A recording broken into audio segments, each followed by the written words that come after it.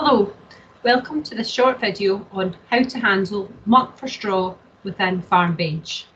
Here is an example of a muck for straw cycle for a mixed farm, which has both livestock and arable. This cycle is very much a guide to how muck for straw should be handled. However, every farm is different and your circumstances may require further discussion with your local knowledge exchange manager. In this example, we start at the top. We've got the straw produced by arable, which is sold to the livestock enterprise as straw sales. These are recorded within the production section. Then, the straw purchased by cattle enterprise for bedding or purchased forage. And these would be recorded within the cost section. We then move on to muck produced by cattle, which is sold to the arable enterprise, and that will be placed in the other income for the cattle within production.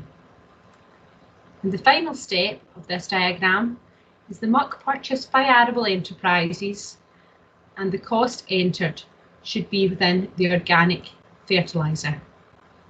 We will now move on to the Farmbench programme to look at where these costs and production figures should be allocated.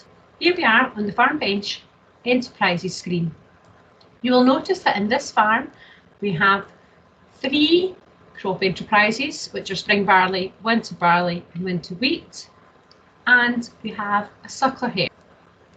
Within the production section, whether you're recording your crops and either estimated or actual values, you would then choose one or the other and put in the straw sales which are appropriate.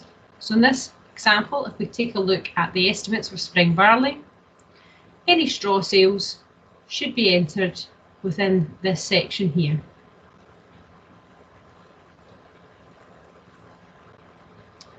For the suckler herd, any muck that's coming off the suckler herd and is going to be spread on arable ground should be recorded within the other income section, which can be seen here.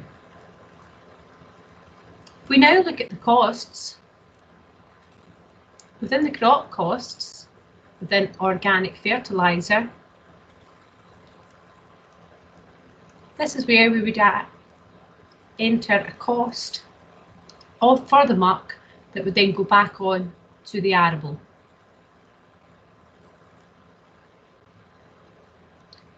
Within livestock costs, this is where straw would be entered if it was A, used for forage for the livestock, or B, used for bedding. So within purchase forage, where we would add an item which would be homegrown straw and enter the appropriate amount. Then we move down to bedding. Again, within the bedding section, we would enter an appropriate cost for the suckler herd.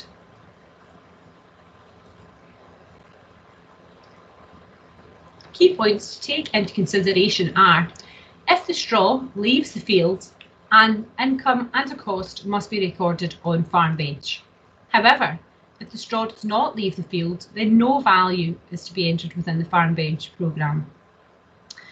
The opportunity cost of any straw must be entered for the retained straw in the appropriate places.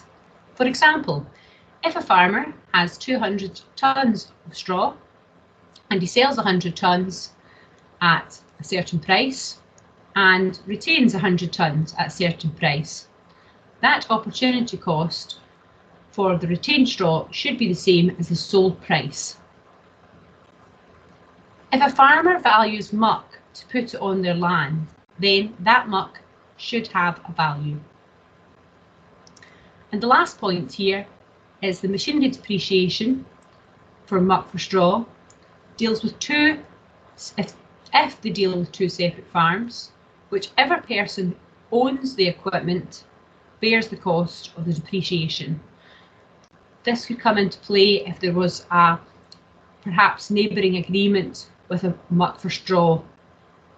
For example, farm A could be livestock and farm B arable.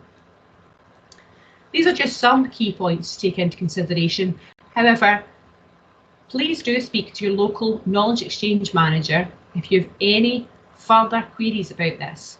As said before, not every farm is the same, and the team can help you figure out what the best way to handle muck for straw is for your farm.